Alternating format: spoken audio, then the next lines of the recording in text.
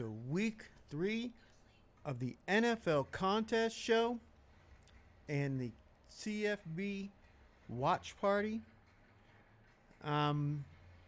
Indiana, Illinois is starting to be a one-sided game here. Indiana's up 28-7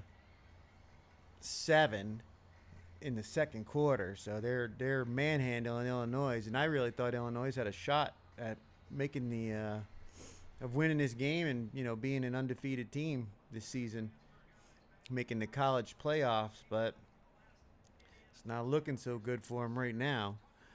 We've got some other matchups going on that are much more competitive. Miami, number 4 in the nation, is only leading the Gators 1-2 on the season, only 10-0 at halftime. So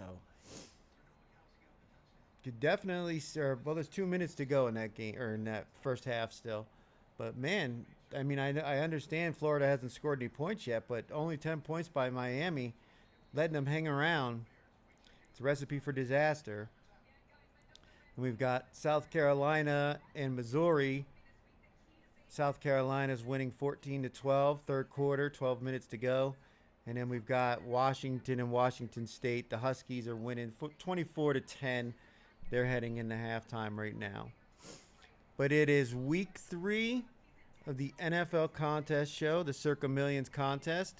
And we're waiting on Circa to release the selections for week 3. We can go over a little bit recap of last week's results here. So after 2 weeks, there's no more undefeated teams. There's only 24 entries at 9-1. So nobody is, running away with the first quarter prize, even though we are down here at 4-6. I mean, if we would have gotten that Denver win 5-5, we'd be in the top 1,000. But still, we're right in the middle. Now that the Thursday night game is played and some entries have gotten an extra point, we're sitting at right around 2,600th place. So right in the middle of the 5,600 entries for this contest. So hopefully we have a strong week 3. We had a positive week 2, 3-2. But we really would love a 5-0. And I have my 5 selections for this week's matchups. Some of them, this was a pretty tough week to decide. With all these quarterback injuries, the primetime games, that are not really all that great. Or at least Sunday night football isn't. It limited your options on where you wanted to go, especially with these lines. The lines are tight. You don't know if what we're seeing from these teams after 2 weeks is for real or if it's, all smoke and mirrors because it's basically the preseason. I mean, we saw the Saints last year after 2 weeks scoring 40 points a week look like the best team in football, and they completely fell apart. Now, I don't expect somebody like the Colts, who have shocked everybody after 2 weeks, to completely fall apart, but we could certainly see them come back to earth after not having punted once in the first 2 games. So, again, we need a strong week, but we're not out of it. I mean, if we went 5-0, we'd be 9-6, and we would be up in this range. We'd be up here in the probably inside of 1,000th place, with an opportunity after week 4 to move up near the top 100, which is the payout, who gets paid. You want to be up in that area early because it's hard to catch up as the people ahead of you are winning. The people that are in the top 100 or top 500, they're going to continue to win games and add points, which means you have to do even better. Like if they go 3-2, you need to go 4-1 or 5-0 in order to gain ground on them. If you're just treading water at 3-2 along with them, it's difficult to catch up if you fall behind early in this contest. So real important that we have a strong week 3 and week 4. Like I said, the best we could do is 14 points, and 15 points is the ideal spot. I mean, obviously 20 is where you really want to be, but 15 points after 4 weeks puts you in an ideal spot to cash after the first quarter. And if we can make it at 14 or 13 points, I would be happy with that start after the 1-4 week one. But so again, 9-1 is the best anyone has done so far. Now I'm sure there's some people who took the Dolphins on Thursday Night Football, so you're going to have one or two people who have 10 points right now, but we'll see how that goes. Week 2 of the Circa Survivor contest, we did see some big knockouts in that one.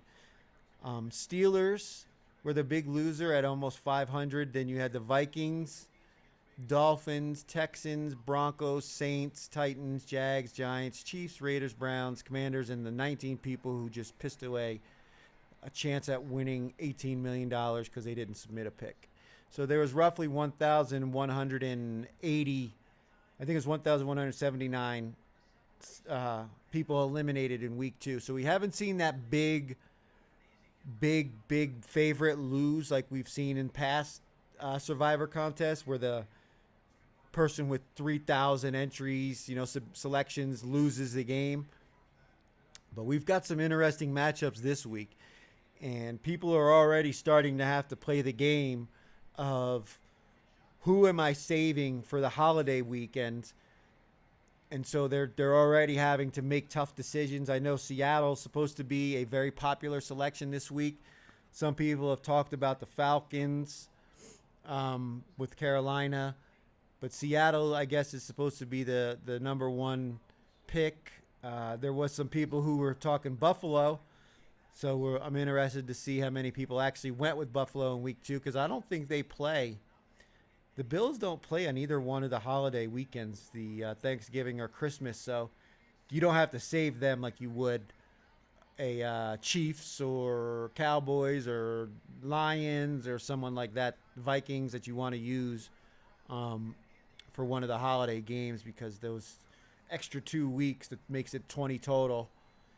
You really got to be strategic in the beginning so you don't you need more than one option in case somebody gets hurt. But so still sitting at roughly 17,000 entries, 16,965 out of the 18,600 plus that started the contest. So again, we haven't seen the big loser yet, but it's coming. It could be this weekend.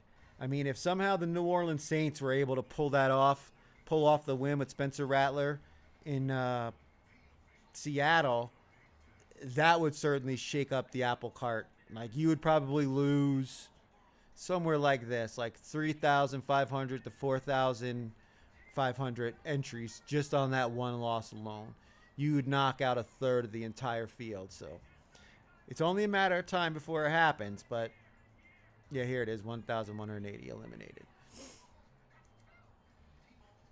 And now the grandissimo, the $1,000 or $100,000 buy-in Survivor contest, 69 entries, $6.9 million winner takes all pot. We've had the first entry knocked out in week 2. They lost. They went with the Steelers. Steelers obviously losing to Seattle at home in a funky game, and we're going to talk about that later. But, yeah, that was not, it was a weird outcome for the Steelers. They gave up that touchdown when the rookie punt returner let the ball go in the end zone. And did the guy actually recover the ball in bounds? Did he roll out of bounds as he was recovering it? I don't know. There were some questions about that one, but it is what it is. That game's over. Steelers lost, and these guys are there. This team is down $100,000 to start the year, so not great. So we've got this week's spreads with the Dolphins covering on Thursday night. The Colts are the favorites. Some of these lines have certainly moved. I mean, we've seen Raiders and Commanders go from 3.5 to 2.5 back to 3 because of the announcement that Jaden Daniels was out. But that was almost already pre-written anyway. I mean, if anybody who watched that game last week and watched him get hit on the side of his knee, saw him get up and hobble around, it was like, yeah, he's playing on adrenaline right now because he's been going hard, and they wanted to win that game. But you could tell that he wasn't right, and so they're being cautious with him. And it's a long season.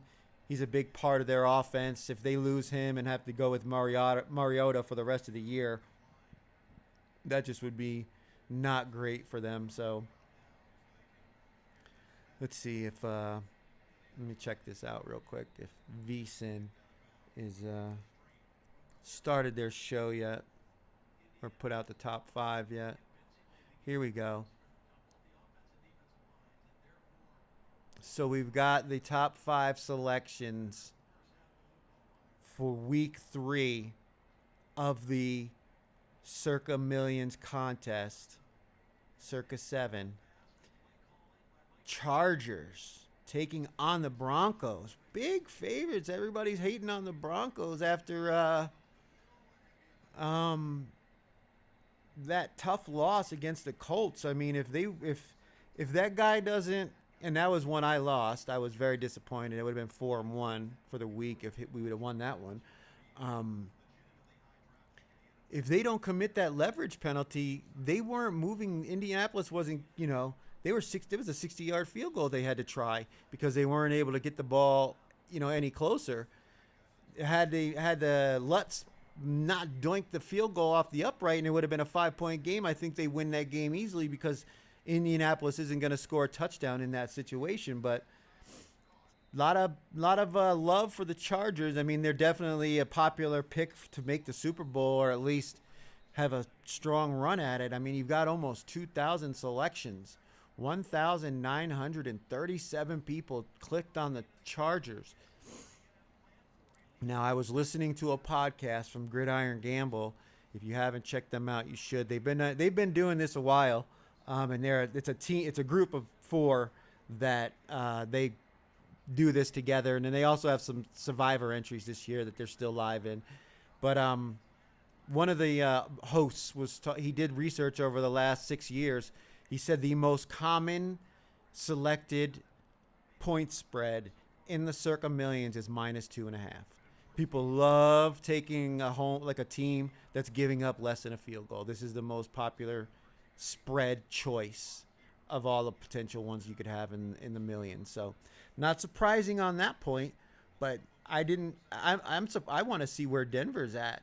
Once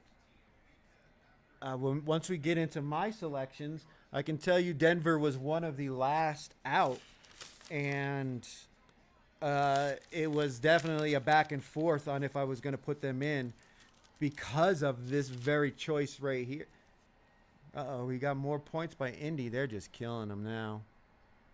This is getting out of hand. Out of hand, folks. 35-0. Well, 34 right now, but my dinner's done. Dinner's done. I'm gonna have to get that get that real quick. I'm having lasagna. 35-7. Man, they really are getting their butts whooped. Boy, oh boy, oh boy. Oh man. But back to the top 5. Let me go grab this real quick, and it's got to cool off anyway. Let me give it a couple more minutes. It's lasagna. It's not going to hurt it. But I want to see where Denver falls, because Denver was in my 5 up until today. And I took them out because the line moved to 3. And I was like, okay, why is money coming in on the -2.5 so much that they'd move it to the full 3? What's going on? What am I not picking up on? And there was an injury. I mean, there's an injury to their linebacker, but I don't know how much that makes. I mean, Chargers lost Khalil Mack, which is a big loss to them. But maybe the metrics on their defense isn't. The Denver's defense is living off of last year's performance. The metrics may not, make them just a 2.5 point dog. They needed a full 3, but I guarantee you there's at least 1,000 selections on uh, the Broncos along with this one. Next up is Dallas, and they are playing Chicago Bears in Chicago. They're -1 on the road, and there's 1,643 selections. Again, Dallas was a team that I liked, but I also thought they would be popular. I had them in my top five. Let me see what I had. I had Dallas. I had the Chargers as three. I had Indy at one who didn't make it. I had Atlanta and I had Arizona. So I had two out of the five that I thought would make the top five. But Dallas was, again, another team that I liked, but I said, man, they're going to be popular. This is going to be a popular side. You almost have to take Chicago. And now with these injuries that were popping up after the submission deadline, I believe they're missing another DB now, along with Deron Bland. Now they're also missing Diggs. I can't remember his first name. Travion Diggs. Their other, good DB. So, and their defense isn't good anyway. I mean, they already struggled when they had those guys against Russell Wilson and the New York Giants with Malik Neighbors just running all over the place.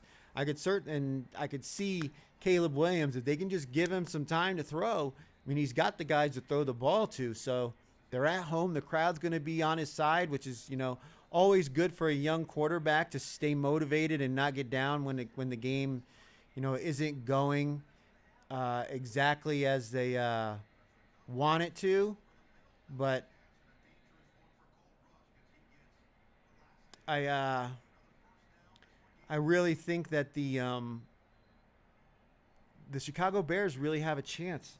That's why I took Dallas out. Yeah, I scratched them off before I made my final five because I was no. They were at the bottom anyway. They were the last of the choices that I had, and I said no. There's too much of a question mark that Chicago could really win this, and that was before the injury news with Dallas's DB. So good thing I didn't choose that one because I'm glad I'm not on this. So far, the top five favorites have not been doing well. I think it was 0-5 week one, and I want to say 2-3 week two. So 2-8 if you had the top five selections in Circa. Number 3, the Los Angeles Rams, one of the best games of the weekend, rematch of last year's NFC Championship game, that great game in the snow in Philly, and came right down to the last drive. And now we're getting LA plus 3.5. Again, this was another selection that I got off of today because I just couldn't figure out which side I really felt was going to win this game. And if Philly wins this game, then I think they might win by 4 or more. And they could certainly do it because even though those games were close, if you go back and look, the LA Rams played Philly in the regular season last year before that playoff game. Saquon Barkley ran all over them. He had, I want to say close to 400 yards between the two games, the playoff game and the regular season game. This offensive line is just meant to bully smaller, underweight lines. And yes, LA's got Poona Ford, a guy they didn't have last year, but they're built to rush the passer. They're not really built to stop the run. And I think LA is just going to be able to do what they've done before, which is run the ball, use Jalen Hurts' legs, run the play action. We haven't even seen A.J. Brown come alive yet this season. He's on my fantasy team. I actually benched him because I was tired of him not doing anything in these games, with Philly's offensive philosophy being much more run-oriented. And he's been more of a decoy than anything else. But so, yeah, Rams plus 3.5 was really on my radar. I mean, I actually had up. I made my slide that I have for the 5 picks. I had all that ready to go. I had that one ready for number 4 as well, Houston. Another game that I got off of, but I had too many questions about this LA Rams Eagles game to go one way or another. And the 3.5, it just seemed like bait. Like, look, you're getting more than a field goal with a Rams team. McVay, great on the East Coast, right? Great against the spread. They got Devontae Adams to go with Puka. They've upgraded their defense, but their offensive line hasn't been that great. And this Philly defense and the Philly offense, especially their offensive line, I think is going to be able to keep them in it. And if I think Philly's going to win the game, then I don't want to say, well, I think they'll lose, but they'll cover the spread, because that doesn't happen most times. The team that wins normally covers. So I got off the Rams, but obviously that's number 3, so that was a good decision by me, because I didn't want to be in the top 5. I'm looking to score points and with winners that are unpopular. Next up, same exact thing. Houston plus 1.5. 1,445 people chose the Texans. Why? Because they watched them on Monday Night Football almost beat the Bucks. And yes, they played the Rams as well. They've played 2 very good defenses, 2 good teams offensively. Did he make it? All right, we got some points for Illinois, so it's not as bad as it was. Oops.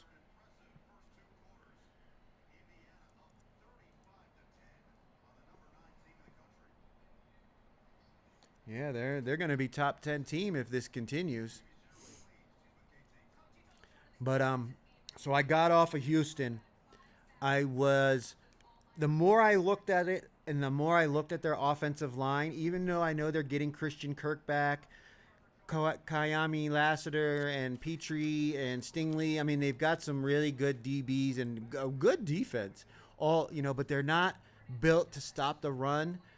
And I think Jacksonville, they've been really good at running the ball. Liam Cohen throwing screen passes to the running backs. Trevor Lawrence, he needs to be a little more accurate with his throws and protect the ball, particularly in the red zone.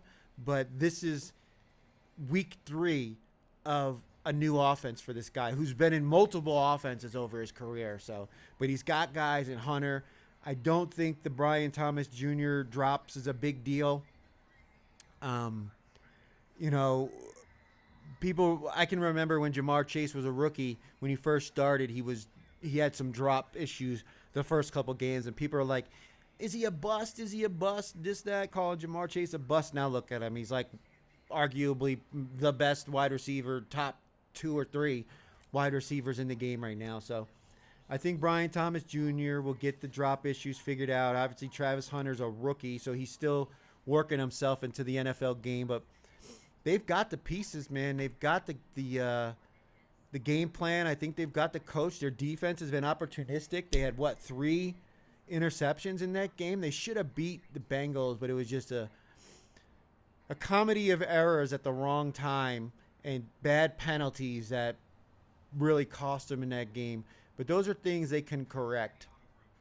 So I dropped Houston, again, another team that I had made a slide for as one of my top 5 selections that I got off of. So 1, 2, 3, 4 of actually 5. All 5 of these teams I had slides made. Well, one of them.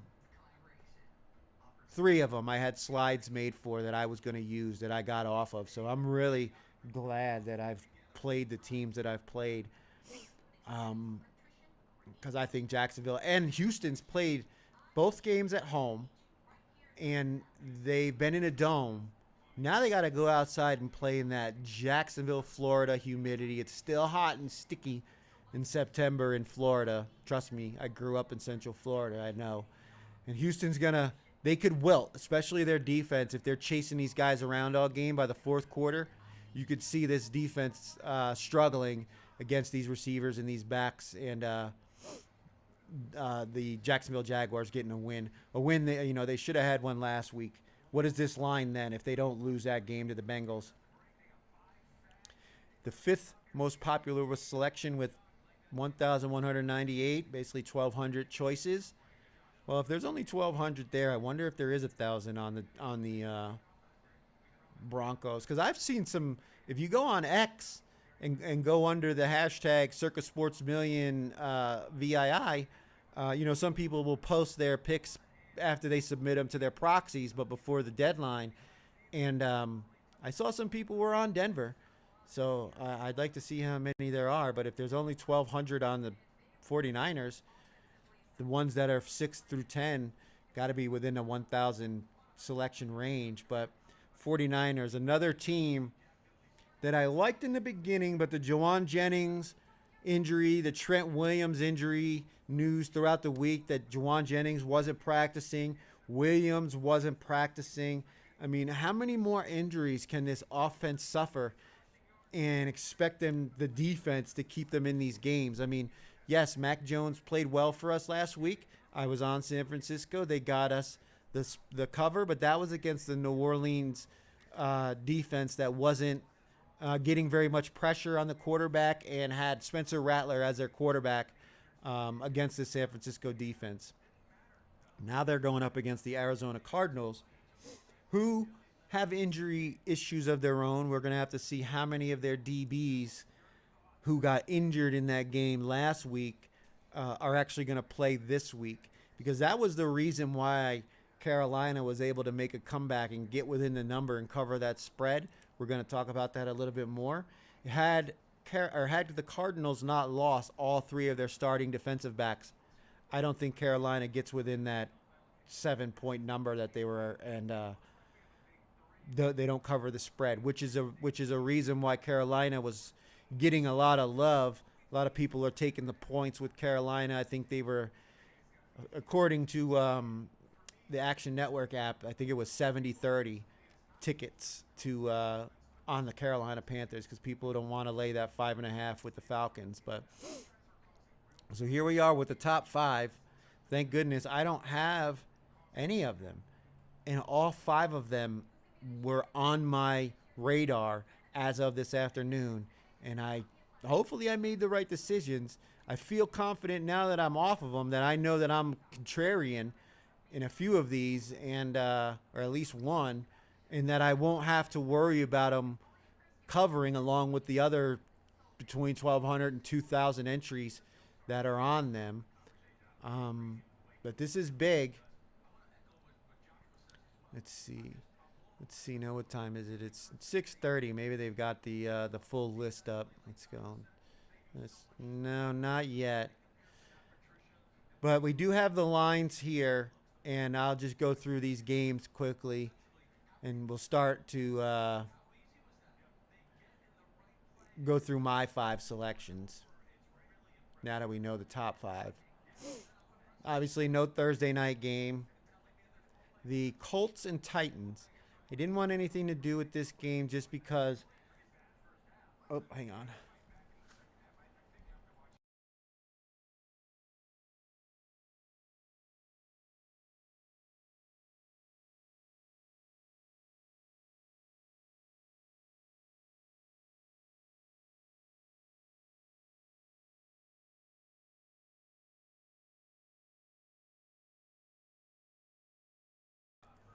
I almost forgot to take the lasagna out of the oven, but I smelled it.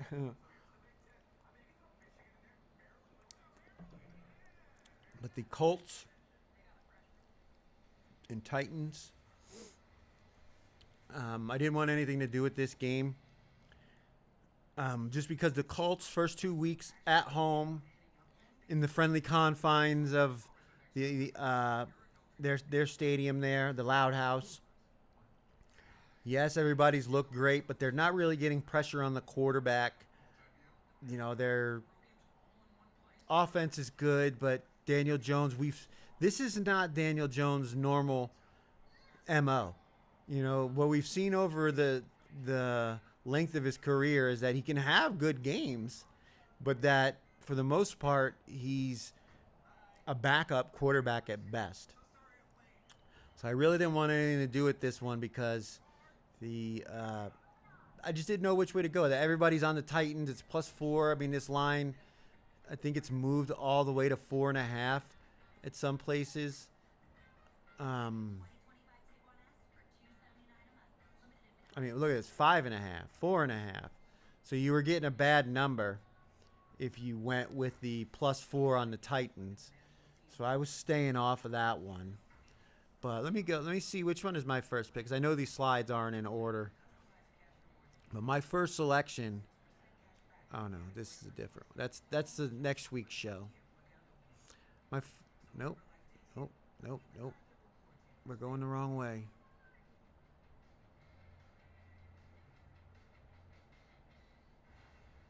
My bad.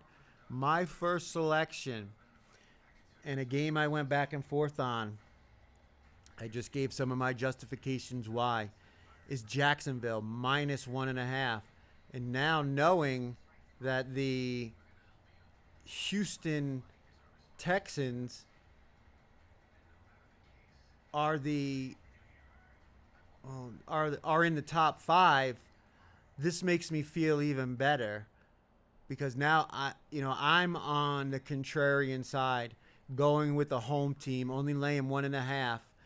And a lot of the things that I saw from Jacksonville, I think they're going to be able to exploit Houston's defense.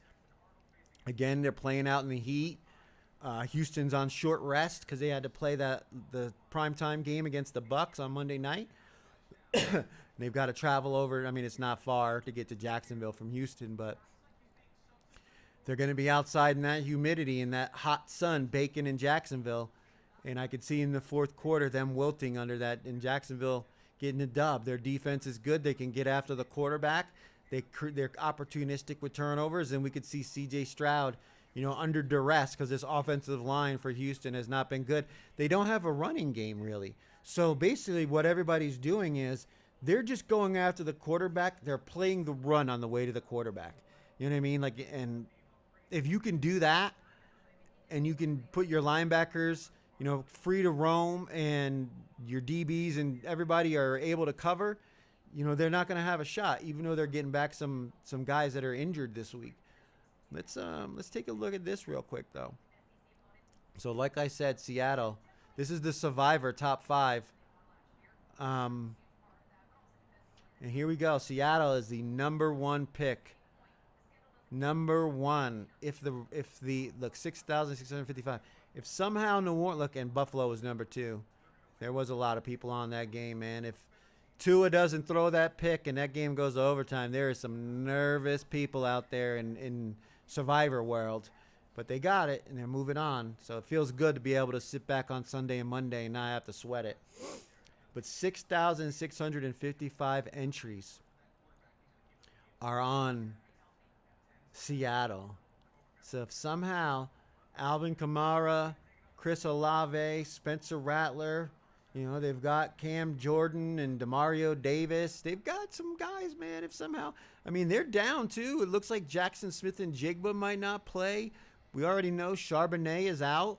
Their offense could struggle, and if somehow Seattle can hang around, man, this could be the big one. 6,000 out of 16,000. That would basically bring it down to 10,000. That would be huge loss. Huge. Number 3 is the Tampa Bay Buccaneers at 2,330, and they are definitely at risk of losing. They're down 3 starting offensive linemen. That's tough. That the Jets with Tyrod Taylor. Tyrod, I don't turn the ball over Taylor. Using his legs, using his brain, getting the ball to the guys that, can make plays, the running game. I know Tampa Bay is good against the run normally, but this is 2,000 people on the Bucs. That's a tough spot. With all those offensive injuries, that's just tough. Egabuke, he looks like he might play, but he's got a groin injury, which is easy to re-aggravate. We've got some games going here. South Carolina's winning 2018, and Washington State's cut it to a 7-point game, 24-17 Huskies. Got some good games going on here in the CFB world. But again, Tampa Bay. Next up, Green Bay against Cleveland. I mean, obviously, I don't think Cleveland's going to win. They're between 7.5 and 8.5 point dogs to the Packers. Packers are a very popular Super Bowl team right now. Defense is playing great. Offense is playing great. They're down some guys, so they could potentially. I mean, Cleveland's defense is good. Myles Garrett is a game wrecker. He's arguably the best defensive player in football right now, and the other defensive guys, they feed off of him. They because of all the attention he gets, everybody else plays better. I don't think they're at risk to losing this game, but freakier things have happened. And then number 5 is the Falcons, and obviously 5.5 point favorite going up against Carolina.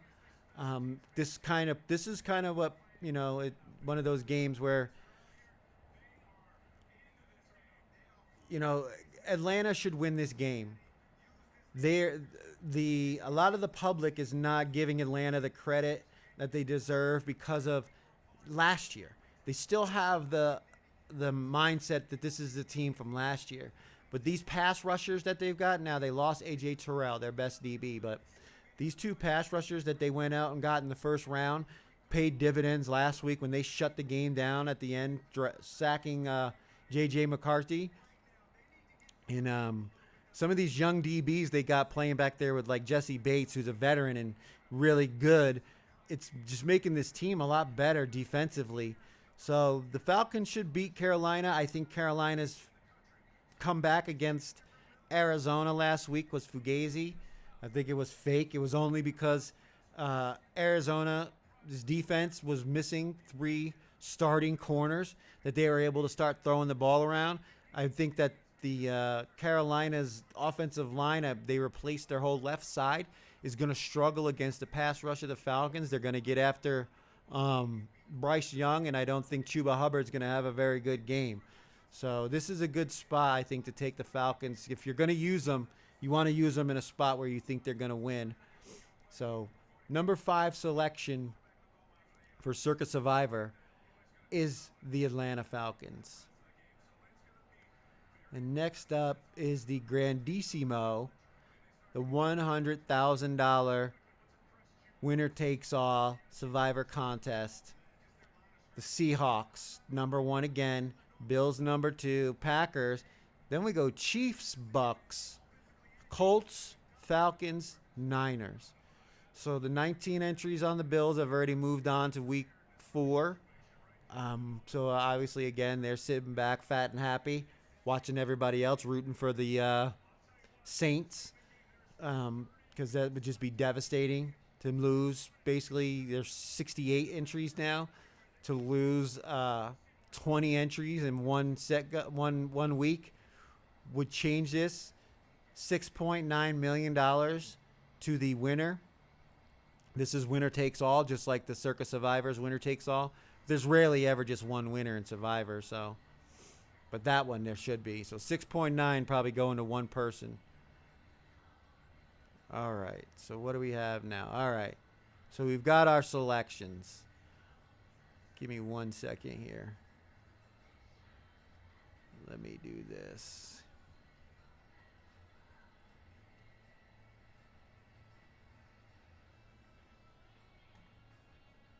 Let me just put this where it belongs.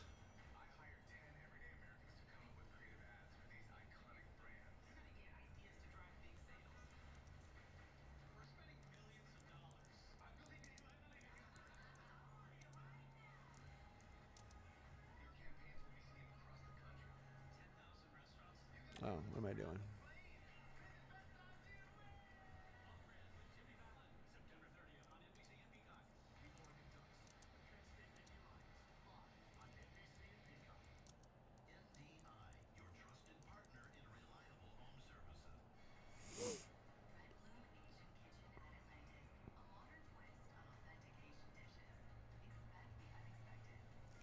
Let me just put this file in the slides so we can see all of the selections for week 3. So here we go. We got the week 3 selections. And again, we're not in the top 5.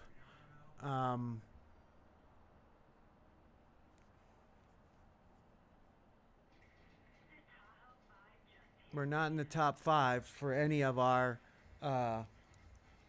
selections. What happened?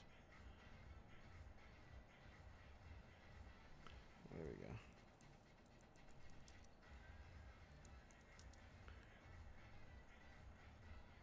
Save that one.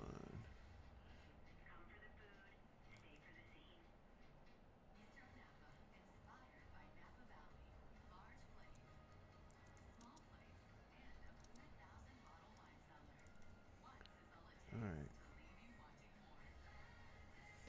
So the Colts. The Colts had just under 1,200 selections, so I mean, but there's almost 1,000 on the Titans, so it's definitely more than one person on the Titans. I knew it was going to be a popular game, just because how much what they've done in the first 2 weeks. They've just been blowing people out. All right, so now it's all set up. But they got just under 1,146. So where are we at? I mean, the 1,200 was for the 49ers. A lot of them under 1,000. So yeah, this is like number 6 right here. And a lot of the like people that, you know, I listen to or watch their podcasts or watch their YouTube shows, they were taking the Titans, one, because the Colts pass rush doesn't really get pressure on the quarterback, and that this is just a good spot for the Titans. It's their back-to-back home games.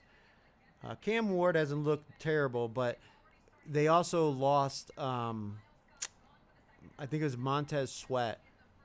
They're really good defensive lineman, and he really is an important part of this defense because he takes pressure off of Jeffrey Simmons. Now they can double team Jeffrey Simmons, which makes them vulnerable to the run. So, again, I didn't like this game because of the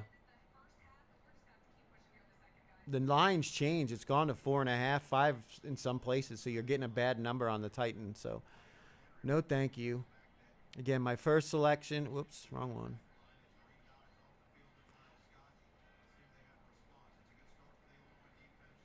My first selection was the Jacksonville Jaguars. We talked about that. And now look, Texans, 1,445 against 554. So had I stuck with the Houston side, I would have not only been in the top 5, but I mean, there's nearly 1,000 or 900 more entries on the Texans. I mean, that's just such a good spot if Jacksonville can get this win at home. They're at home.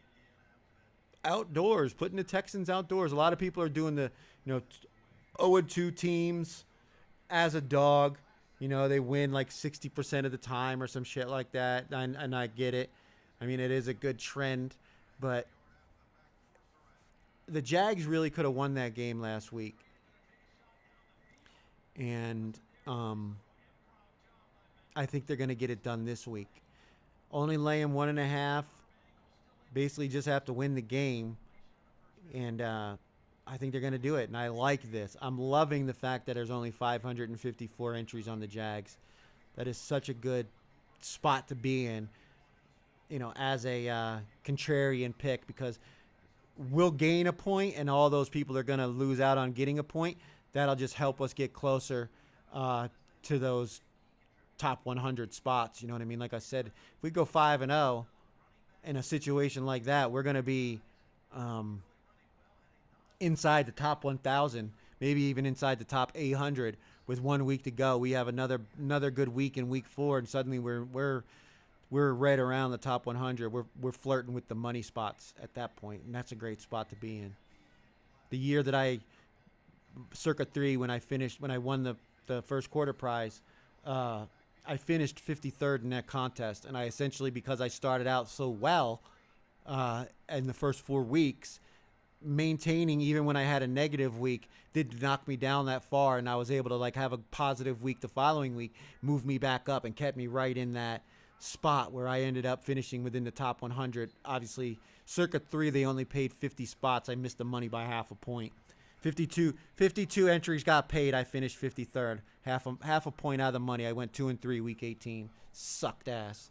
Thankfully, I had that big check from the first quarter. But so my first selection, Jags. Loving the fact that we only got 554 entries. Moving on to the second selection, the Pittsburgh Steelers. And actually, I'm shocked that there's more entries on the Steelers than there are on the Patriots. According to the odds here on Action Network, let me see if I can pull this up here.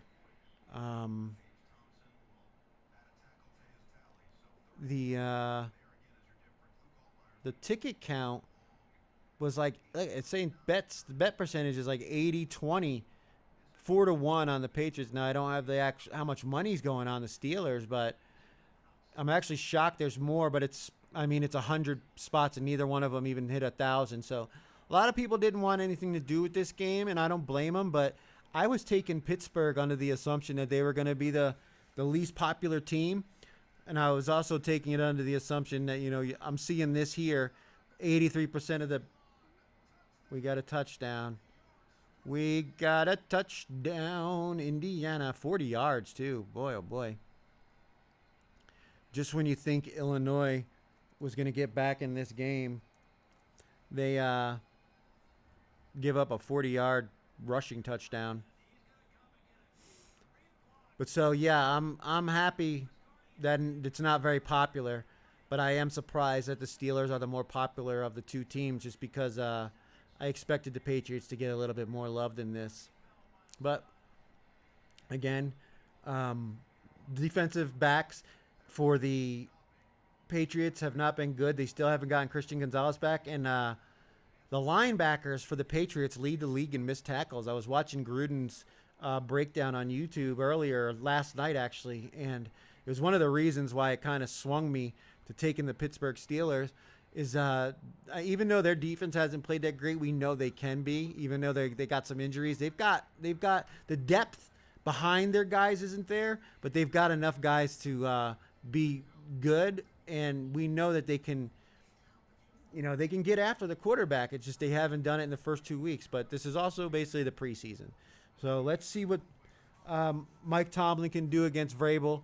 I mean, the penalties for the Patriots are killers, and if they don't clean those up, they're just costing themselves field position and possibilities at first downs. I think Aaron Rodgers and his passing game, I think he'll be able to move the ball in this defense, and I think they'll be able to run the ball and with Jaylen Warren, and the broken tackles and stuff like that I think is going to play a part. So I like the Steelers in this one, laying the 1.5 on the road. Only 840 selections against 744, so not too bad in that regard. And again, not in the top 5, so I like that. Next up, a team that I normally don't use, a team that got me the dub last week, and I'm not going to get off the train just yet. I don't believe – now the Falcons are 1,100 against 804, so pretty equal on both sides. I know a lot of people are taking the Panthers. They're another team that's getting somewhere around, I think it said 70% of the bets.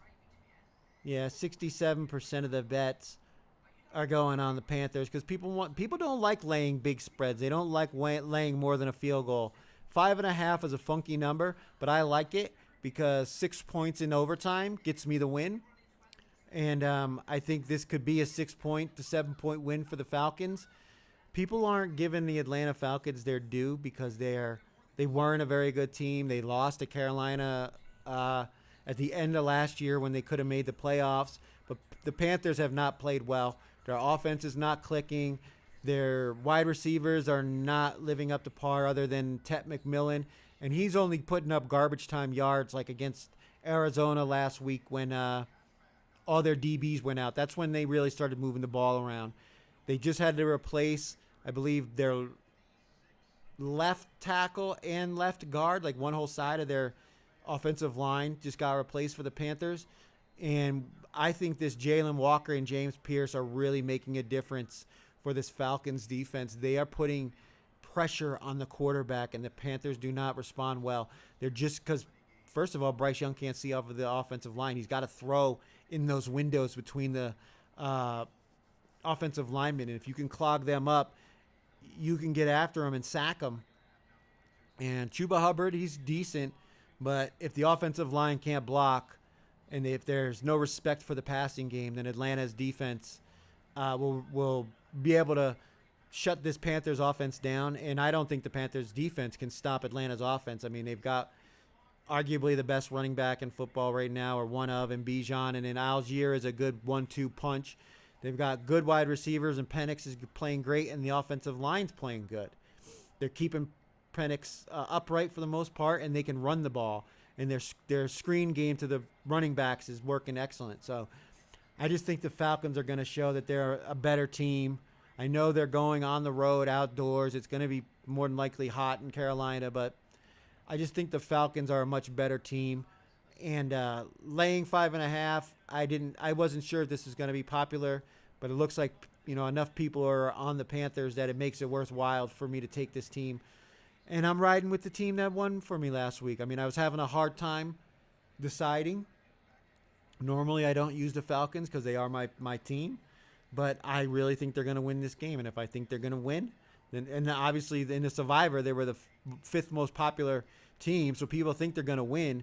If you think they're going to win, then you got to think they're going to cover. Now, yeah, the Panthers might have an opportunity to backdoor it, but I don't think it's going to happen. So I'm more than happy to lay the 5.5 of the Falcons and root for a 7-point win, maybe a 10-point win. Bryce Young's going to give us some turnovers, maybe some cheap points. We got Pinheiro, Romo. They signed their new kicker and got rid of Younghoe Koo. So hopefully that doesn't come back to bite us. So my third pick is the Atlanta Falcons, -5.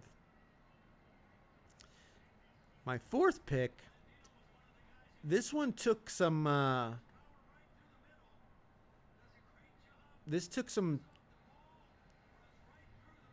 flip-flopping, because I was going to go with Washington. Because even though I know the lines moved from 3.5, it went to 2.5, then went back to 3 because of Marcus Mariota. I was thinking about taking Washington, but I really thought the Raiders would be the contrarian side here, but I guess people are trying to take the extra value in the line with the 3.5, 2.5. So I get it. But the Raiders defense hasn't played horribly. They've they've been good against the run to this point. We'll see what they can do against the Commanders. Obviously, the Commanders lost Eckler, and they lost Jaden Daniels. I don't have confidence in Mariota. I don't think he's horrible, but I think the Raiders are going to keep this close. I think their defense will do enough. Max Crosby, will maybe make a play or two on Mariota to get the Raiders an extra possession. I think Austin Gentry might have a breakout game. They lost Wise, one of their good defensive linemen for Washington last week, and we've been hearing it all week that they need to give him more carries. So I think we might see an extra now the offensive line for the Raiders has got to get their heads out of their asses. They've looked horrible. I watched some clips of them, running into each other and all kinds of shit, but I think they're going to clean it up. Brock Bowers did not look good last week, but he's back healthy, and I think he'll expose some of these linebackers for Washington. And hopefully Geno has a better game than last week. I mean, one of those interceptions was a fluky one that was off a deflection, but he's got to be better in the red zone. I mean, he's got receivers in Bowers and Myers and this rookie Thurston, and they've got Genty. So they've just got to figure it out, put it together. Again, it's only week 3, so I'm taking the 3.5 points. I know it's another East Coast game. They've gone back and forth from the East Coast to Vegas and now back to the East Coast, so I'm sure that's not great, but I also think it's a good way to have some team building with these guys when you're on the road like that. You know, you're in the hotel together, you're spending time together. I think this will be some bonding. And the Commanders, even though maybe they'll win this one, I'm willing to bet that it won't be by more than 3 with Marcus Mariota. So my 4th pick for the Raiders, for the Circa Millions, is the Raiders plus 3.5. And now my 5th and final selection for week 3 is the Baltimore Ravens minus 4.5. I had them last week minus the 11.5, and they covered against the Cleveland Browns. Yes, that was a tight game. The score maybe have been a little bit misleading because a lot of those points were scored in the fourth quarter to put that game away. But that's who the Ravens are. They are, in my eyes, if not the best team in football, they're the number 2 team in football. And although the Lions put up over 50 points against the Bears last week, it was the Bears. And the Bears defense was down their best players. They have not looked good. And the offense just couldn't get anything going, so they kept giving the ball back to Detroit's offense. And then once the defense got exhausted, you know, all those speedsters for the Lions, you know, and all those slant routes and everything, and was just too much for Chicago, and they kind of threw the towel in. But I don't think they're going to do that against the Ravens. We got 953 selections to 519, so Ravens are the popular side here, so that kind of gives me a little concern. But I'm confident in Lamar and Derrick Henry in this defense. Now, they did lose an Abuke, and I'm not sure if Van Noy is going to play for their defense, but the Lions are going to be without Marcus Davenport, and I don't know if they're going to – they played the Baltimore Ravens played the Lions 2 years ago. Now, they didn't have all the pieces that they have now, but they had a lot of them. They still had Ben Johnson and Aaron Glenn as their coordinators, and the Ravens beat their asses. They were all over Jared Goff. We know Jared Goff does not do good with pressure, and I think Harbaugh and this defense is going to put pressure on them. And again, Lamar and Derrick Henry are just this combination that you just can't practice for. And he's so good against the NFC, and he's so good, Lamar is, against teams in the regular season, that this is another team that got it done for me last week. I'm not going to kick them to the curb after 1 week. I'm going to ride with them until they buck me off. And minus 4.5, I know it's a funky number because the Lions could certainly get within this, you know, at the end of the game and have an opportunity to, you know, get the win and not get it, but lose by 4 or 3. But I'm just willing to ride with Lamar and Derrick Henry for another week, because again, they were going up against arguably one of the better defenses, at least in Cleveland. And yeah, they struggled early, but they got it done, and that's what they do. They beat Buffalo for 3 quarters, and it only took a bunch of really lucky plays and just incredible plays by Josh Allen for them to lose that game by a point. So they're at home. It's in prime time. Give me Lamar. Give me Derrick Henry. Give me the Ravens plus 4.5. And those are my 5 selections for week 3 of the Circa Millions contest. We got Jacksonville minus 1.5. We have Pittsburgh minus 1.5. We have the Falcons minus 5.5. We have the Vegas Raiders plus 3.5. And Baltimore minus 4.5. So I believe it's 1, 2, 3, 4 early games So by the afternoon slate, I'll know where I'm standing, and then I got Monday Night Football to wait it out.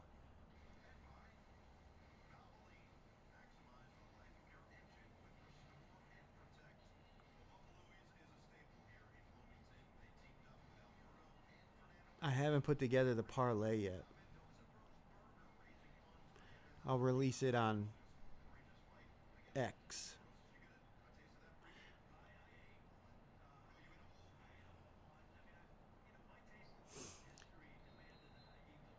So there it is. Those are my 5. And here's our top 5 selections here. And let's see what we got for the Circa Survivor.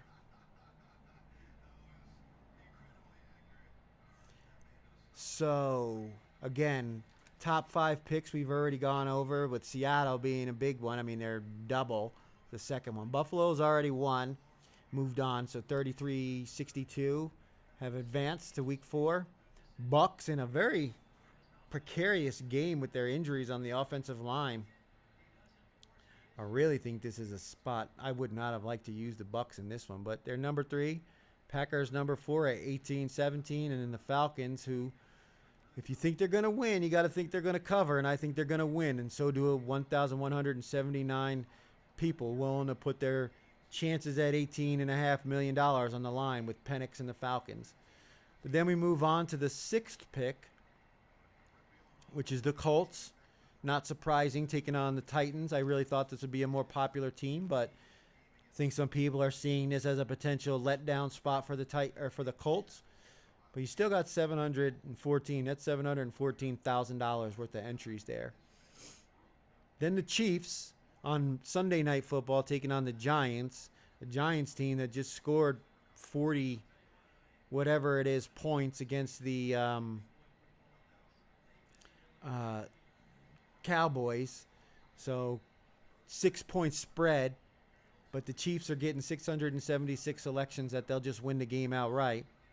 Then it drops down significantly. After these 7, I mean, you only have 102 entries on the Vikings, which I don't blame them, because I would not want to bet $18.5 million on Carson Wentz getting it done.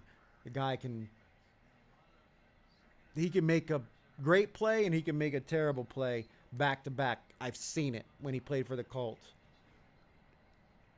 Man, Indiana is just putting it on Illinois here. They're going in for another touchdown. It's still only the 3rd quarter. And they're up 42-10.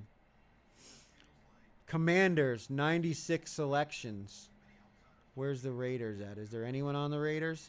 4. Who are the Seahawks playing? They're playing the Saints. Look, 2 entries. Man, what a difference it would make if somehow Seattle can get that one done. Cardinals, or what do we got? We got the Bills. Who was the Dolphins? Only one person was on the Dolphins, so not a lot of faith in Miami on that one. Bucks playing. Damn, who are they playing again? I keep forgetting. Oh, the Jets. Easy to forget. Man, again, another score by Indiana. Wow.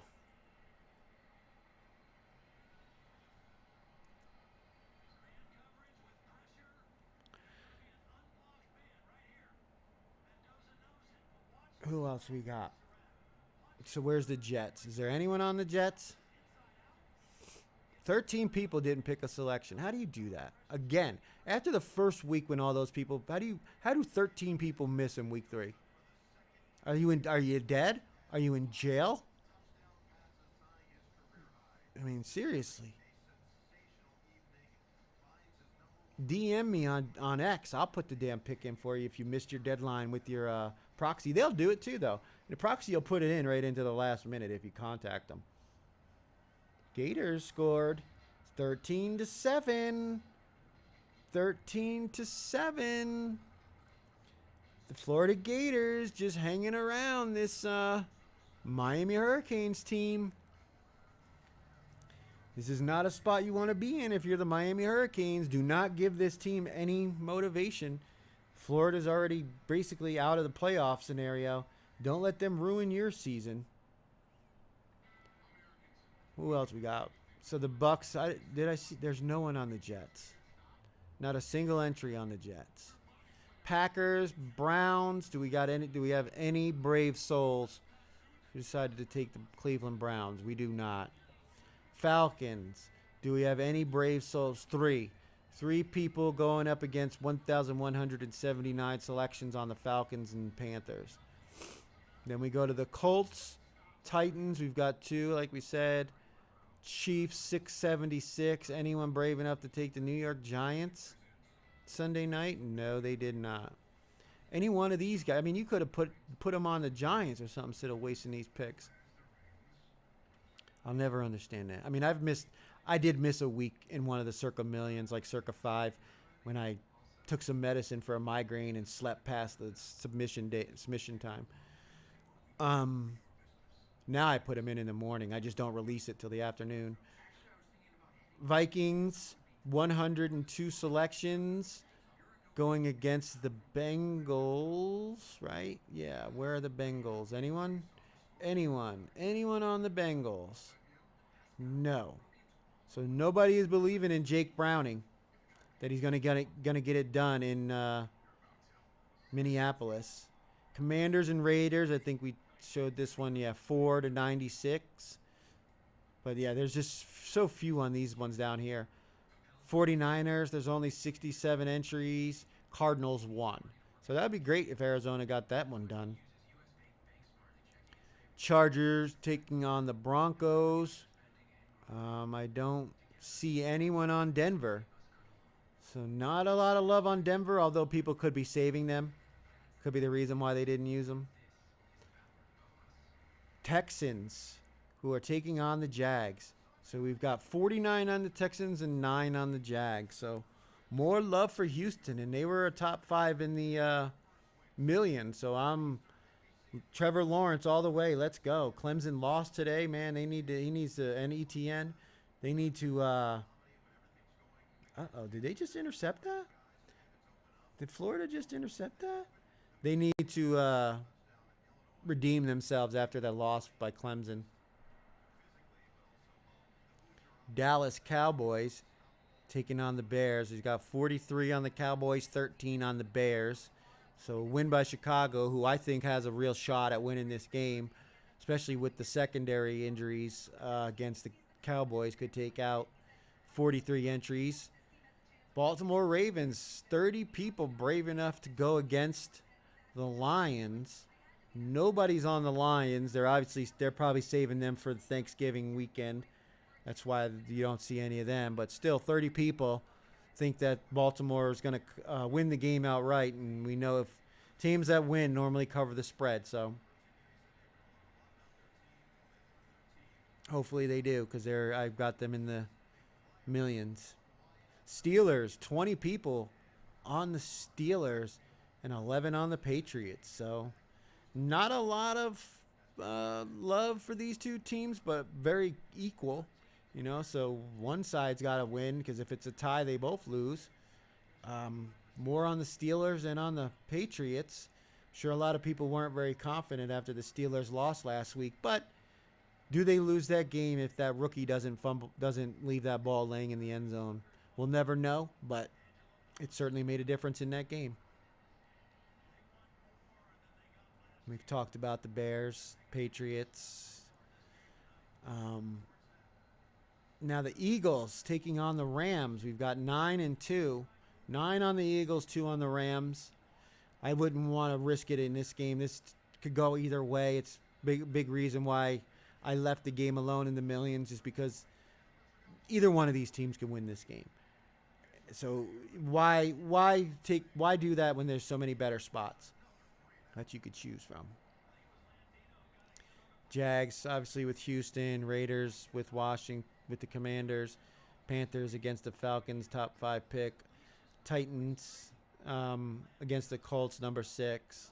And then, Rams, we've already discussed against the Eagles, not very many.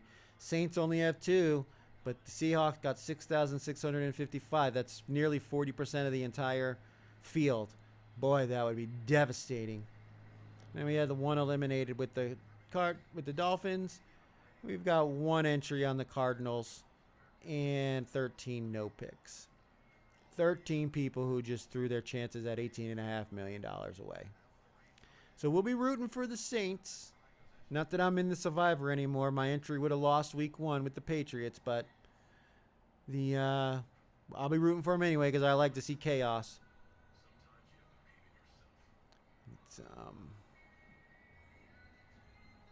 move on to this final slide here of the Grandissimo. Again, this is the $100,000 buy-in Survivor contest. There were 69 entries to start, 6.9 million to the winner. One entry was eliminated week 2 with the Steelers. Again, Seahawks are the most popular pick with nearly 30%. Bills had 19 selections and they've made it on to week 4. Then we go Packers 8, Chiefs 8, Bucks 6, Colts 4, Falcons 2, and 49ers 1. So we don't have anyone going head to head. But again, if the Seahawks were to lose, I mean, that would take out a third of the field. I mean, if any of these teams lose here, it's a big deal when there's only 68 entries left. And this is a winner-take-all contest. So certainly keeping an eye on this. This is the inaugural year. Obviously, first time $100,000 buy-in. That's a little bit out of my league, but certainly like talking about it and keeping an eye on it. It's I want to see if it goes all the way to the end or if they somebody wins it or if they chop. We'll see. I imagine they'll probably chop if they can get down to like 2 people, but I wouldn't. You don't bet that much money. I mean, obviously turning $100,000 into what is it, 6.9, so it's 3.45 million. Not too bad. Pay your taxes, you're gonna have about 2.5 million left, 2.25 million left. So, but all right. This Indiana game is getting out of control. South Carolina and Missouri is good. It's 26-20. And then this Florida Miami game is just hanging around. Just hanging around.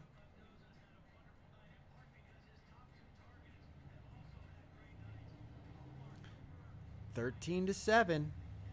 13-7. Anyone out there sweating?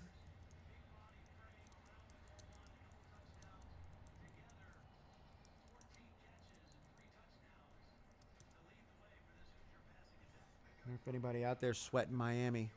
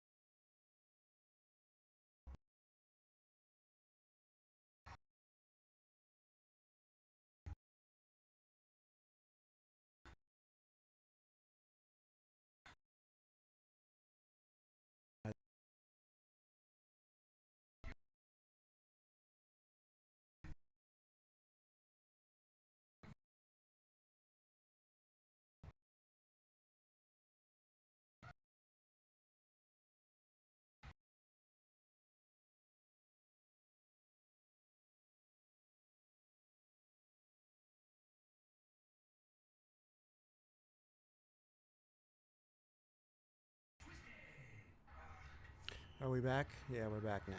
All right. I had to reset the microphone. It was got a little funky there for a second. But I got to eat some of my lasagna. I'm starving.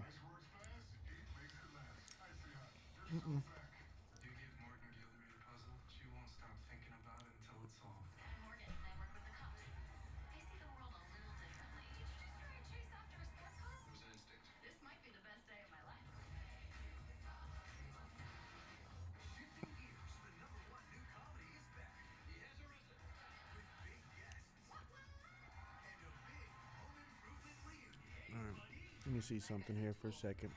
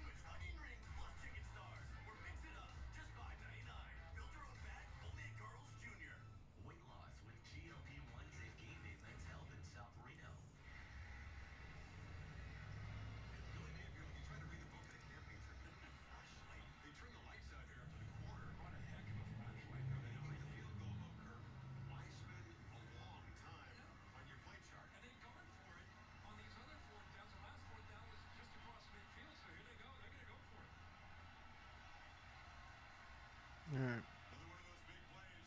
Oop. Hang on. Fourth quarter.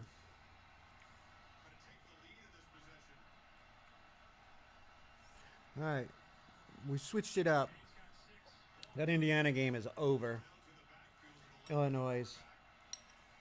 They're gonna have to work their way back up.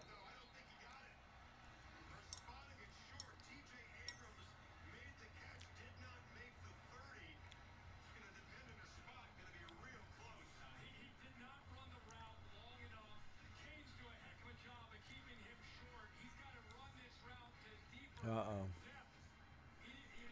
Florida losing the ball on fourth down.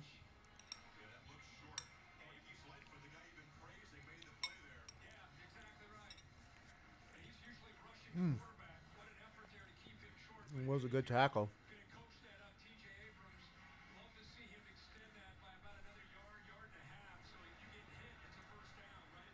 Looks like Missouri might be putting this game away.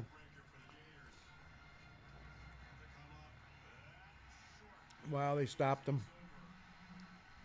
Miami stopped them.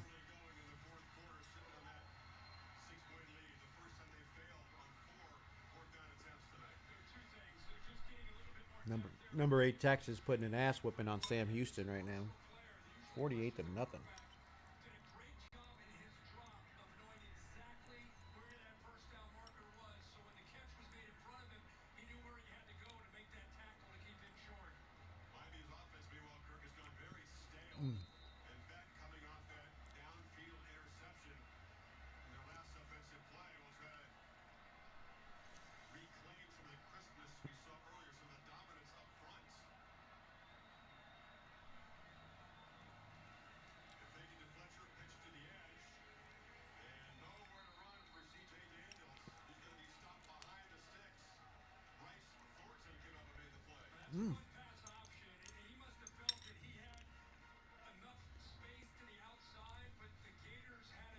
The Gators defense has come to play.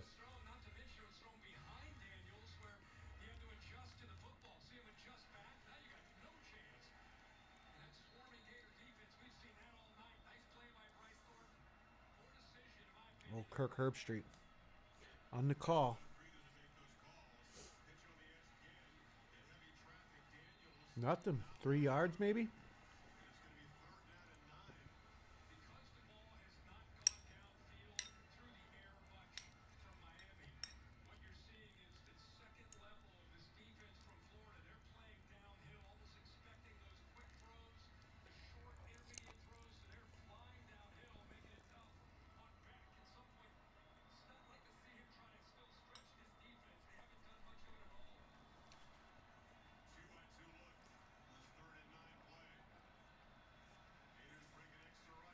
Got him.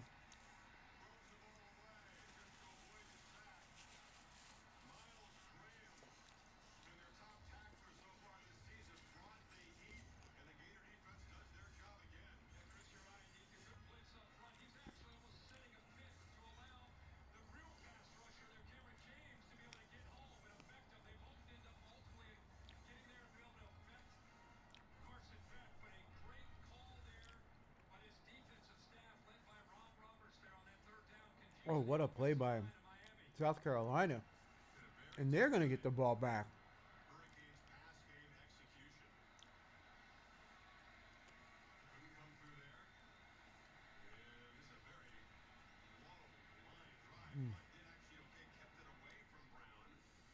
So Miami up 6. 13 minutes, 20 seconds to go. And Florida Gators have just gotten the ball back inside. It's right around the 20-yard line. 18, so. Man, Miami's offense has gone stagnant, and Florida's offense is starting to do something here. And in the meantime, South Carolina just forced a 4th down and 14. It looks like Missouri's coming out for a field goal. If they make this, it'll be a 9-point game. That basically puts the game away, so I get it. But, man, 40-yarder field goal kick by a college kicker's it's no gimme. That's for sure. The guys in the pros can't even make them with consistency.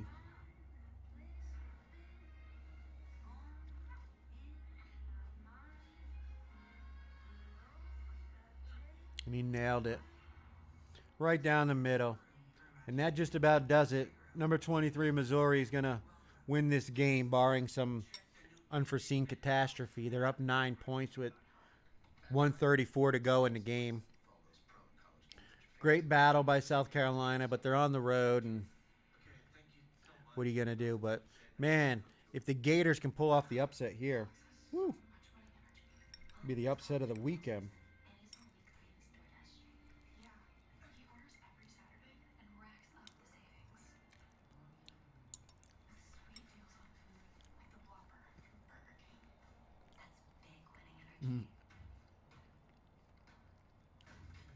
The Washington Huskies just scored 51-24 with the extra point coming.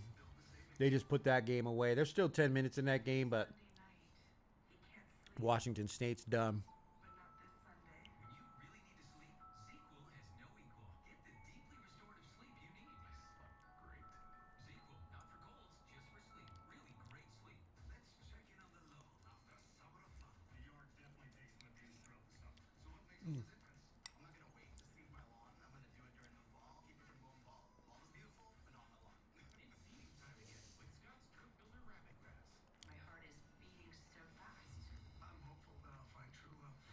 You really got to love college football because you just never know when these unranked teams are just going to get it in their system that they want to win. And you know the players on the Gators in Miami, a lot of these guys played either with each other in high school or against each other in high school. So there's definitely some in-state bragging rights at stake here.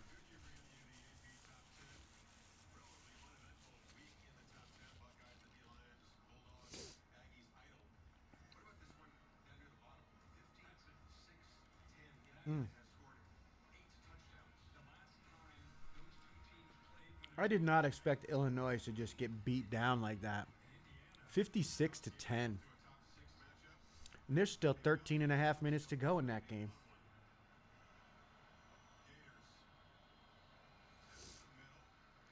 All right. Florida's moving the ball on the ground now. Are the Miami Hurricanes defensive linemen starting to get a little gassed here in the fourth quarter?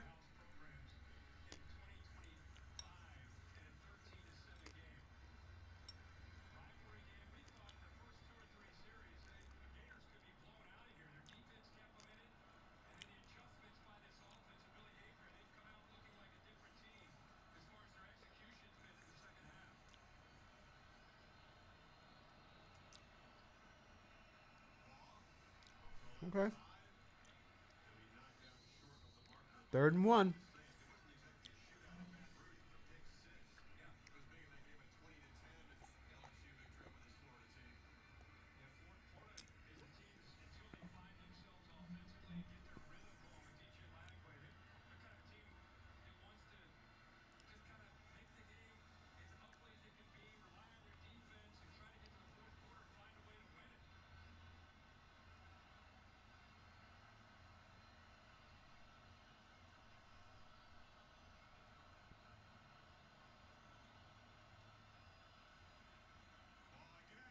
Ooh, he got stuffed.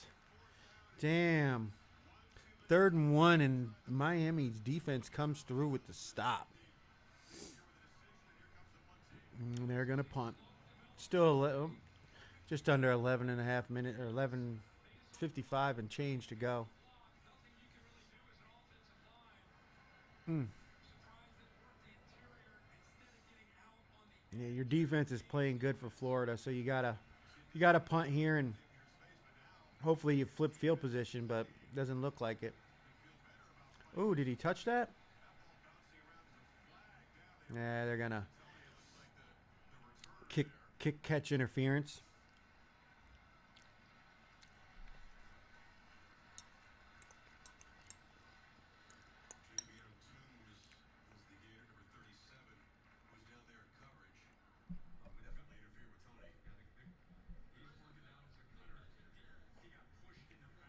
Oh, they picked up the flag. Picking up the flag.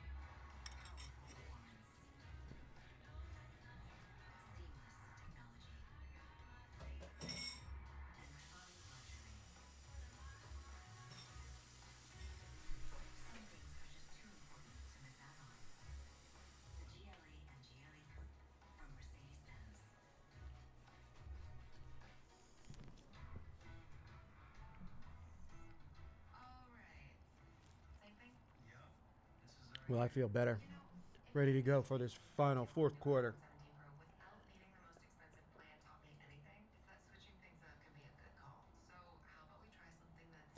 I don't think there's any big games uh,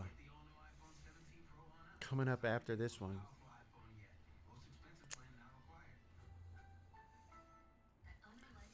I mean, you've got Michigan State and USC. Okay, that's a good one because they're both 3-0. So you got one good game in the late slate, a Big Ten game with Michigan State going out to South Central Los Angeles to take on the Fighting Trojans of USC.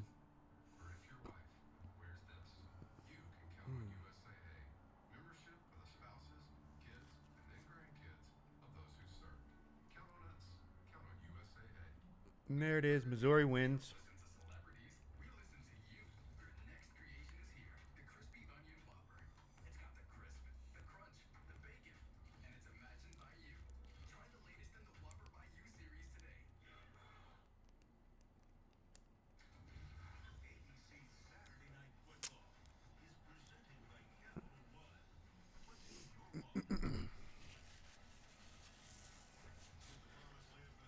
Whew. All right. I think we're going to have a. I mean, they're in Miami. But, Hard Rock Stadium, it isn't the Orange Bowl.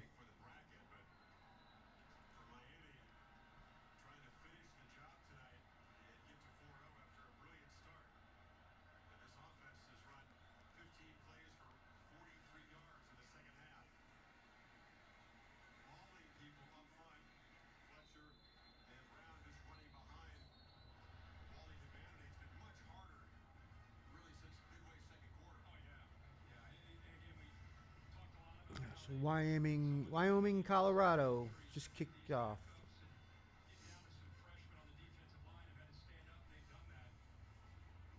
For those who don't know, I grew up in Florida. The Buccaneers were the team. They weren't very good. And some guy that played defensive back for Florida State was like the most flamboyant, boisterous player I'd seen as a young kid. And then he went to the Atlanta Falcons, Deion Sanders, and I became a Falcons fan because of him. Yeah, he left a couple years later, but my allegiance to the Falcons is stuck.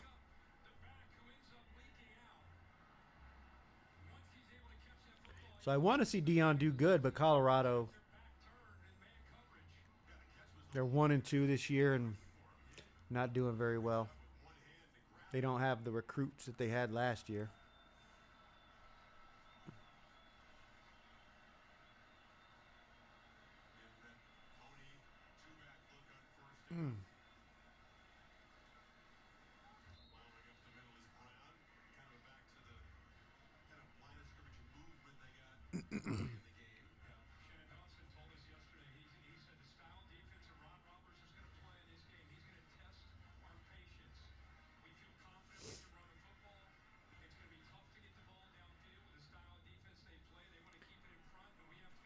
Second and 7.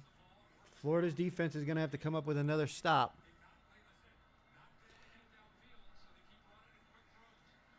All right, dump off to the back. Shake and bake. He's out of bounds. About 2 yards shy of the first down. So 3rd and 2. 3rd and 1, 3rd and 2.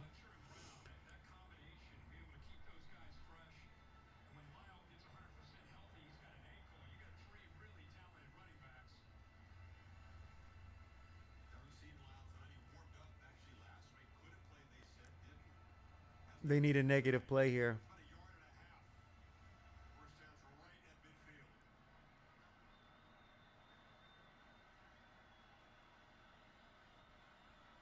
Look for a quarterback option. He handed it off up the middle, and they got the first down. Easily. 6 yards.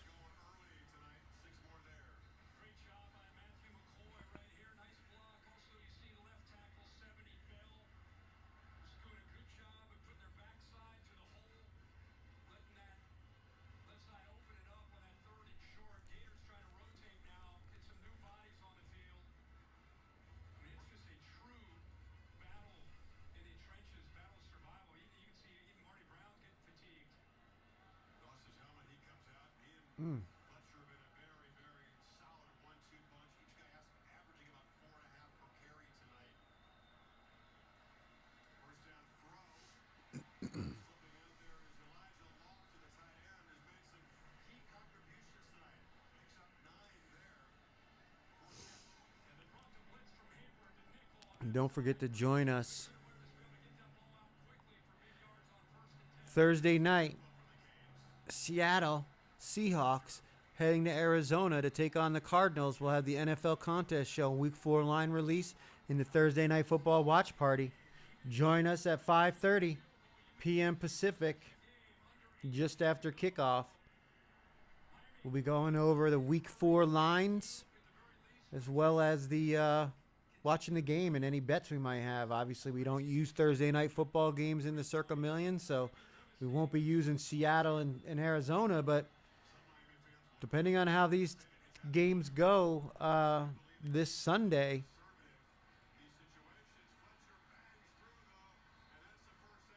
we could have some interesting, lines for this game. Man, Indiana scored again.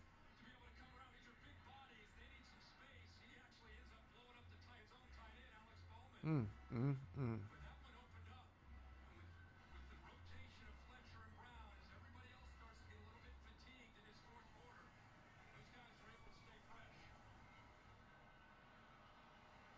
Miami back first and 10, the 23-yard line. And now they just moved the ball. Second and 5 to the 17.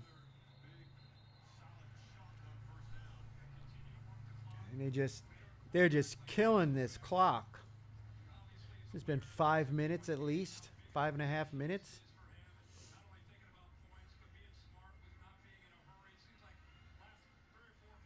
Mm.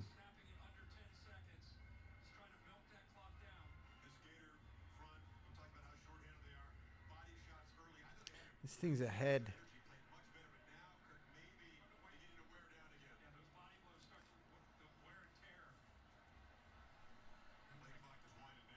No, they're going to call timeout.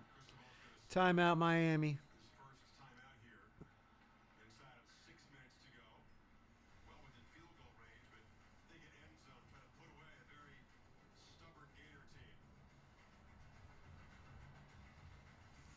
We could take a look at this list again.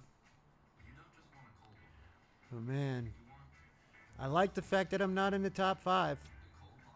I like the fact that I'm not in the top 5. But a couple of my selections are the more popular side, so it does give me concern. But you just have to see the way it shakes out. All you can do is put your 5 picks in and hope for the best. When all hope is lost, all that's left is relief. So it's a relief once you've made your 5 picks, and now you just got to let the players play and let the games happen the way they happen. Mm.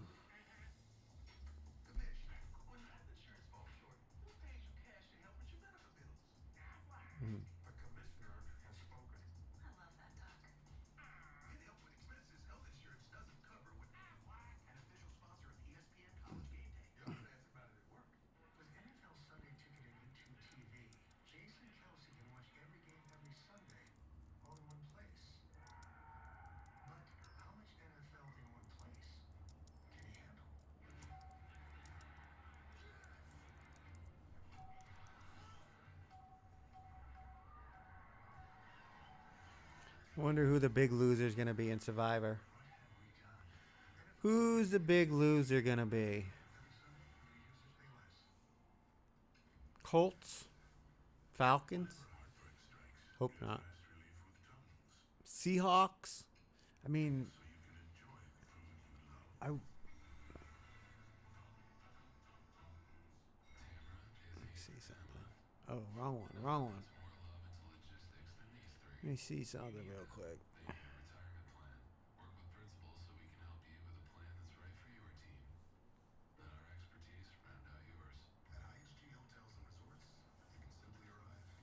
So the backup quarterback to Sam Darnold is Drew Lock. And then behind him is Jalen Milroe. I mean, man, that's a lot of faith in Sam Darnold that he's going to make it through this game. I mean, they're missing Devin Witherspoon and Julian Love. They're nickelback and free safety. They're doubtful along with Charbonnet and Jackson Smith and Jigba questionable. I really think the Seahawks team could be vulnerable.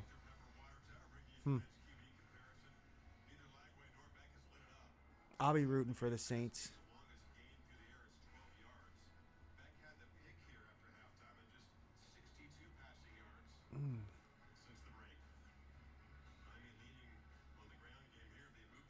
And the Bucks. I could certainly see the Bucks losing with all those injuries. All right, we're back.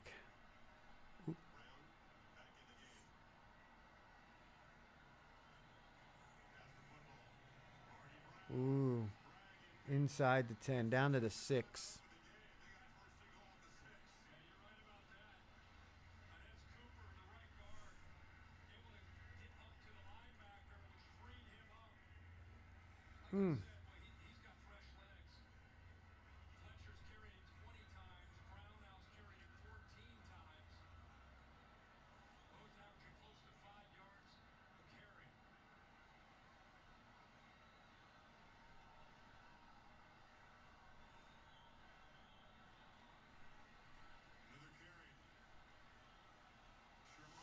All right, Florida's not throwing in the towel just yet. Second and goal.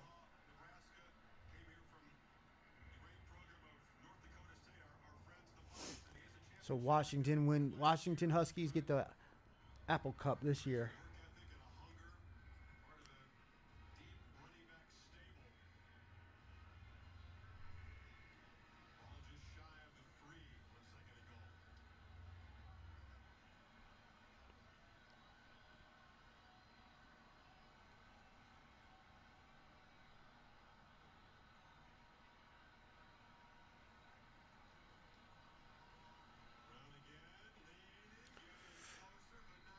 Down inside the one. At the one. It is third and goal. Yeah, they're killing this clock too.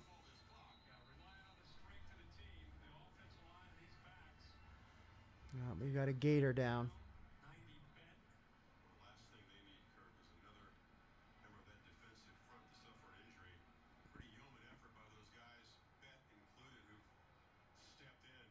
Going to be some partying going on in Bloomington, Indiana tonight. I mean, they've got to be from 19. They beat the number 9 team. At least number 12. If they're not top 10, they're at least number 12, 13.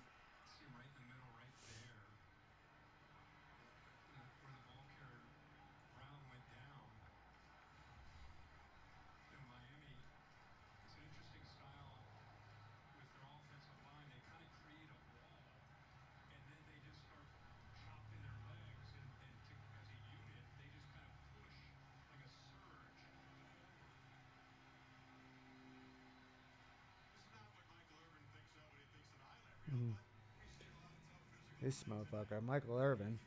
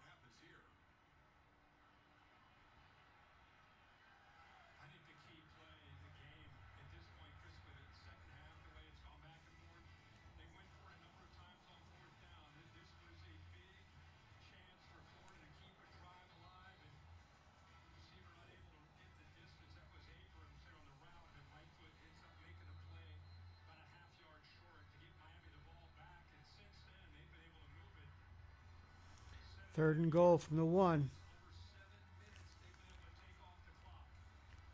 I want to turn this off just for a second.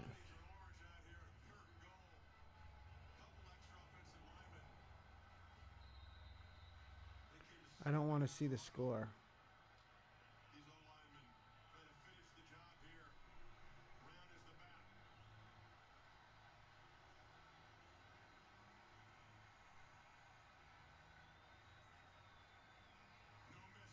Nope. Over the top. Touchdown.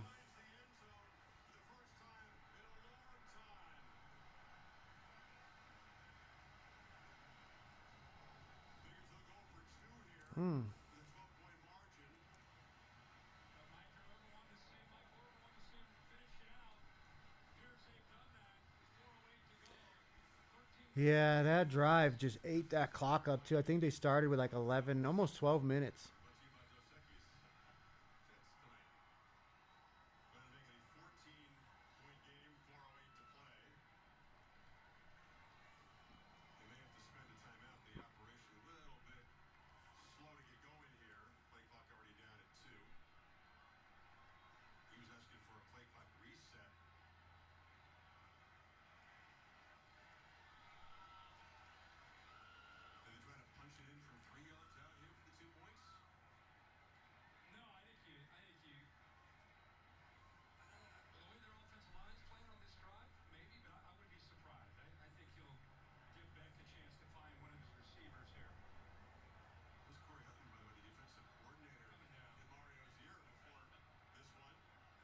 All right, 2-point try here.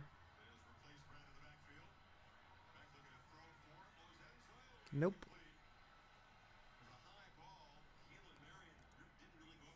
So 19-7 with 4 minutes and 8 seconds to go.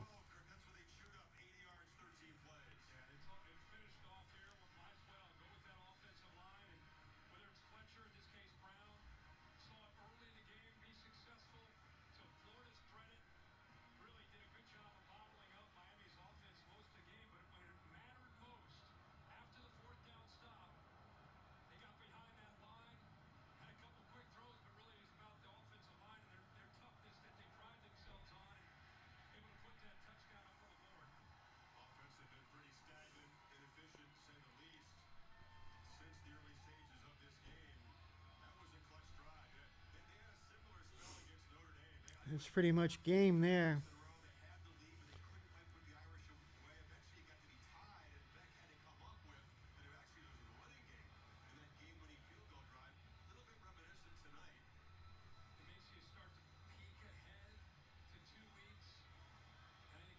If you would have told me that one of these games was going to end 19-7 and one of these games was going to end 63-10, I would have thought it would have been Miami, Florida with the blowout.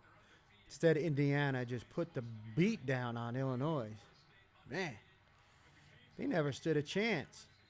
I thought for sure after they gave up a touchdown right away and then they came right back and scored the touchdown to tie at 7-7. I thought, all right, okay, they've got some fight in them. They're not, they came to play. They've scored 3 points since then. And I think that was a busted coverage touchdown because the guy was wide open and there was no safety behind him.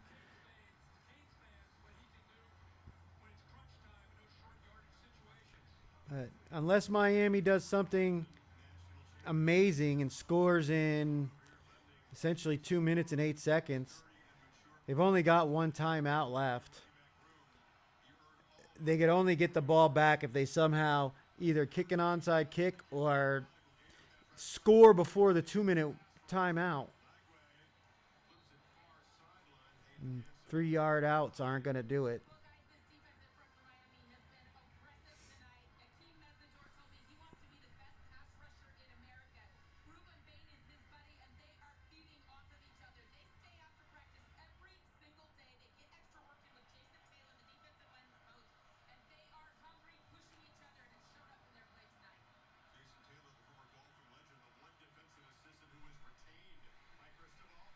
Yeah. Down goes the Gators quarterback. Third down. Third down in about 12 or 13 now. 4 down territory, obviously, but if they don't get a first down, Miami just kneels out the ball and leave with a sweat, but a victory nonetheless.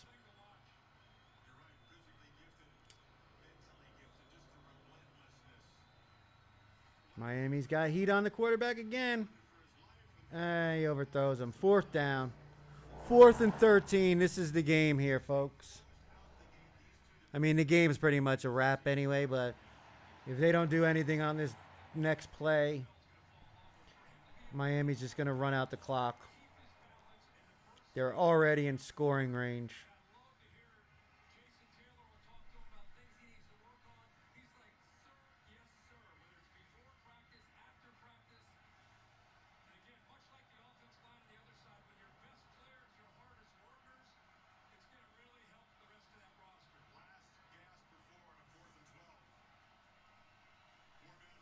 Gotta let it go.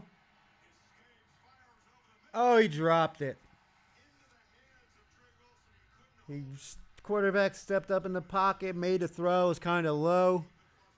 Receiver went down to get it and couldn't grab it. And I think that's going to be game. I mean, there's 2:58 on the clock, so Miami's going to have to at least get one first down. But they get a first down, that's game. Oh. I mean, not like they had a real shot, but I mean, it would have been something if they could have gone down and scored a touchdown there.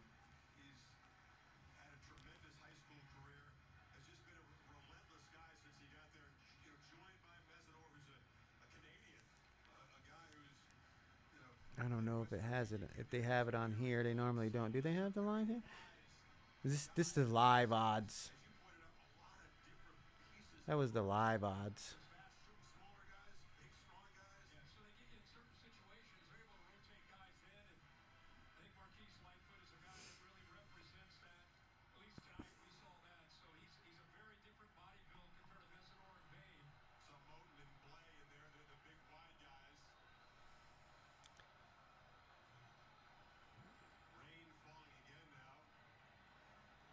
Yeah, Miami just moving the ball.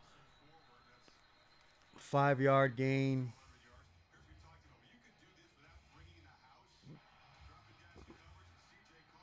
Mm.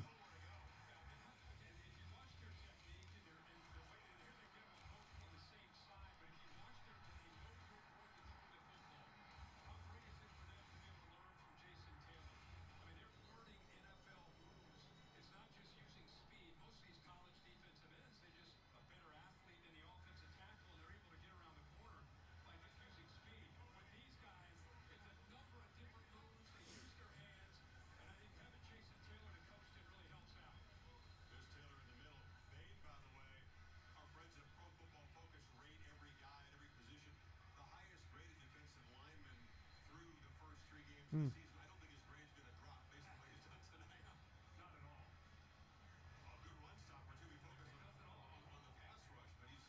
Reuben Bain Jr., huh? Keep that name in your memory banks for draft time.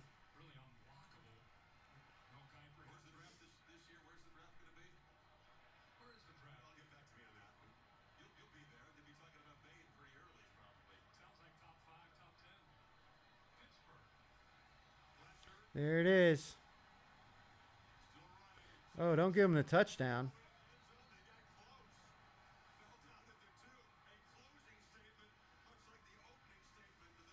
I mean, that should be game because they're going to take it down to the 2-minute. And then Miami can just kneel it out. I don't think they're going to try to run it up and score a touchdown here.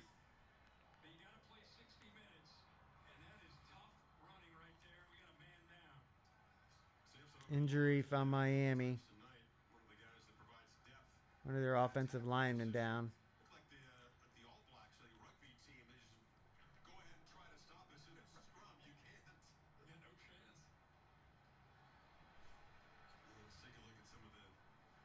But that's game.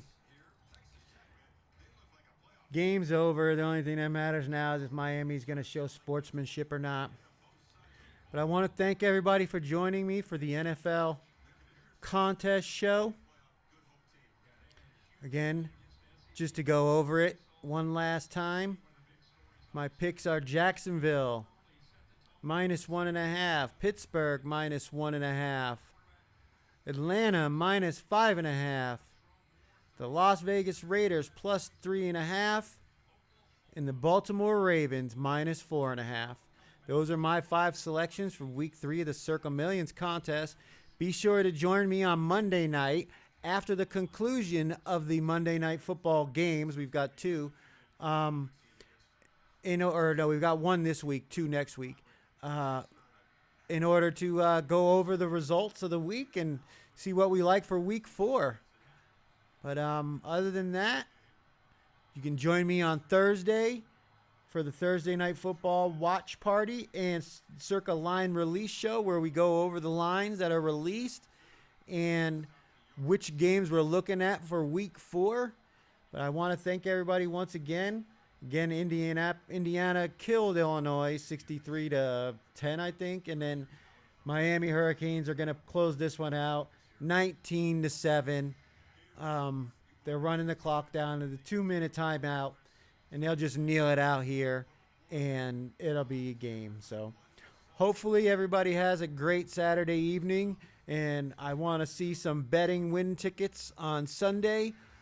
Hopefully if you're trailing, we go 5-0. That's what I'm looking forward to. But good luck to everyone on Sunday, and have a great weekend.